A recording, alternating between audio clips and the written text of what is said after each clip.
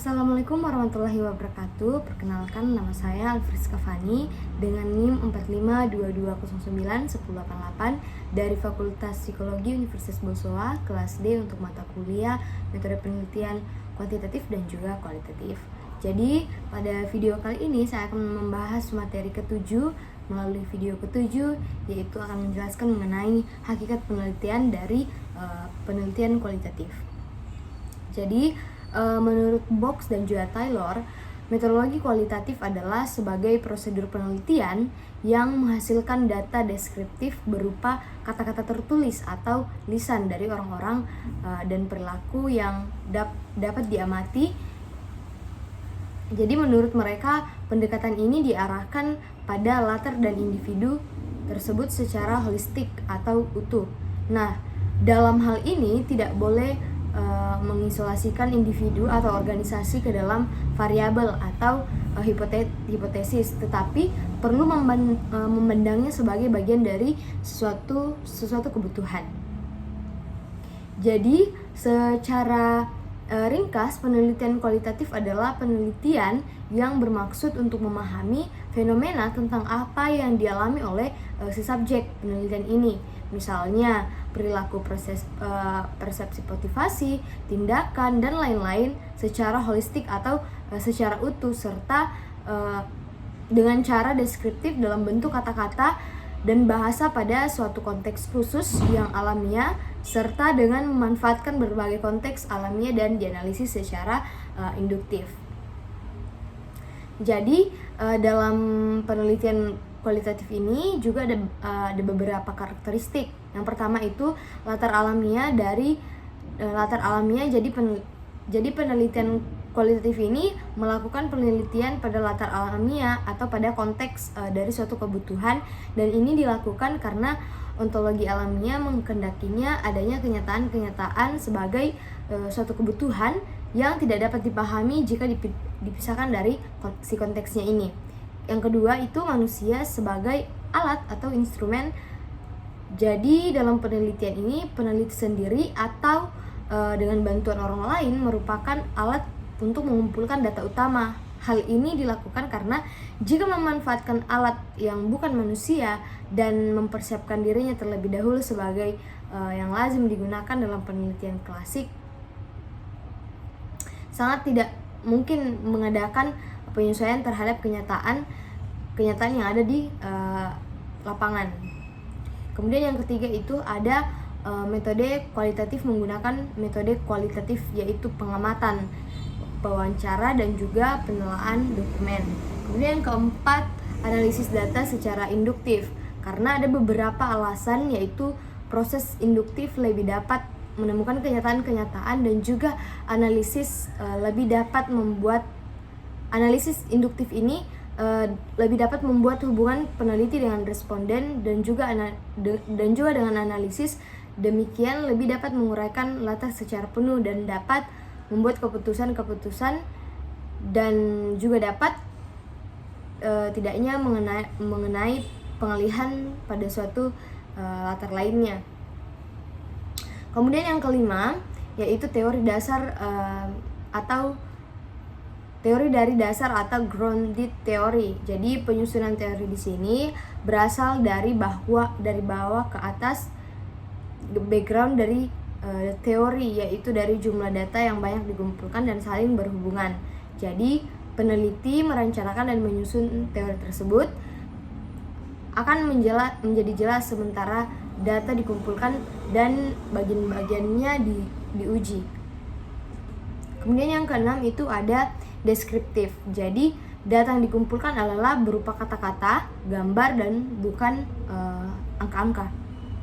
Kemudian yang ketujuh itu lebih mementingkan proses daripada hasil. Jadi hal ini disebabkan oleh hubungan bagian-bagian yang sedang diteliti akan jauh lebih jelas apabila diamati dalam proses. Kemudian yang kedelapan, adanya batas yang ditentukan oleh fokus.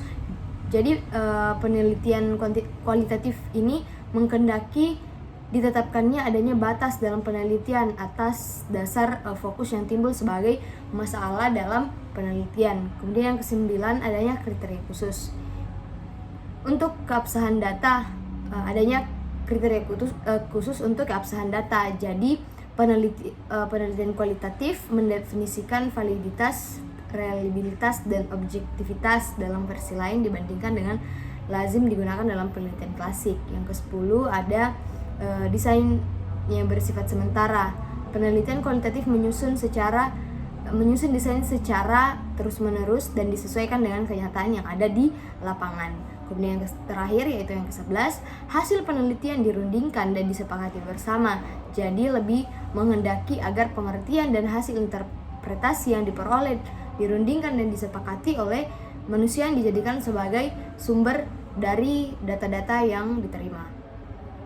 Kemudian prinsip-prinsip penelitian dari kualitatif. Yang pertama, prinsip yang berkaitan dengan teori dasar, kemudian prinsip yang berkaitan dengan maksud perumusan masalah, kemudian prinsip hubungan faktor, kemudian fokus sebagai wahana untuk membatasi studi, kemudian yang kelima, prinsip yang berkaitan dengan kriteria inklusi dan eksklusi, kemudian yang keenam, prinsip yang berkaitan dengan bentuk dan cara perumusan masalah, kemudian yang ketujuh, prinsip yang berhubungan dengan posisi perumusan masalah, kedelapan, prinsip yang berkaitan hasil penelaahan kepustakaan, kemudian yang terakhir yang ke-9, prinsip yang berkaitan dengan penggunaan bahasa. Kemudian ada prosedur penelitian dalam penelitian kualitatif. Yang pertama itu tahap pralapangan. Jadi ada 6 tahap kegiatan yang harus dilakukan penelitian, yaitu yang pertama kita harus menyusun rancangan penelitian, dan yang kedua kita harus memilih lapangan penelitian, yang ketiga mengurus perizinan, kemudian yang keempat menjajaki dan menilai lapangan, dan yang kelima memilih dan memanfaatkan informan, dan yang keenam yang terakhir menyiapkan perlengkapan penelitian, dan yang ketujuh yang terakhir yaitu persoalan etika penelitian. Kemudian yang kedua ada tahap pekerjaan lapangan. Yang pertama kita perlu memahami latar penelitian dan juga persiapan diri, dan yang kedua penampilan penelitian, yang ketiga pengenalan hubungan penelitian di lapangan, dan yang keempat jumlah waktu penelitian. Dan yang ketiga, memasuki lapangan, ada beberapa hal yang perlu diperhatikan seorang peneliti. Yang pertama itu keakraban hubungan, dan yang kedua mempelajari bahasa, dan yang ketiga peranan peneliti. Kemudian yang keempat, berperan serta sambil mengumpulkan data.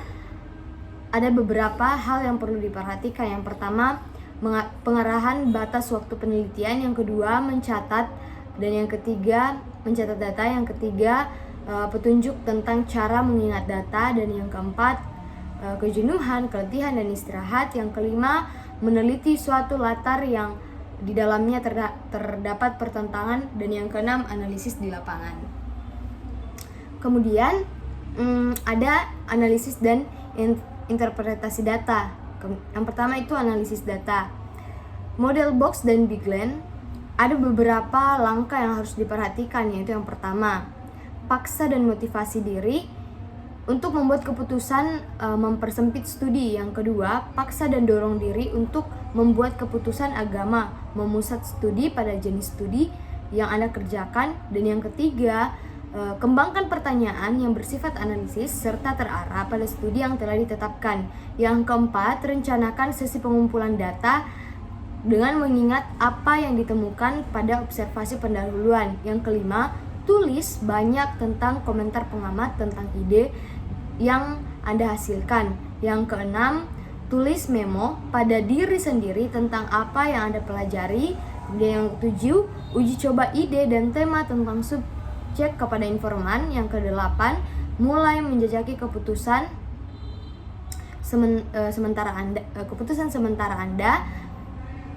Yang kesembilan, bermainlah dengan metafora, analogi, dan konsep. Kemudian ada yang kedua, model Miles dan Huberman.